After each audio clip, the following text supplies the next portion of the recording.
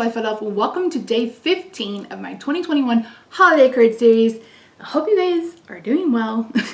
I slipped one under the radar. This one is a little bit extra.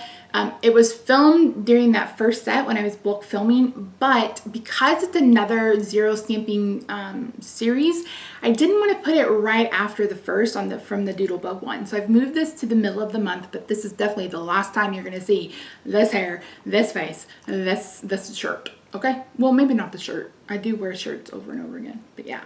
And this is probably going to be the last set of cards you see me use with these die cuts, because I'm pretty sure I ran out. Simple. All you need is adhesive, cardstock, and a paper trimmer. And yeah, no die cutting for this one. So let's head over to the craft table and we'll get started.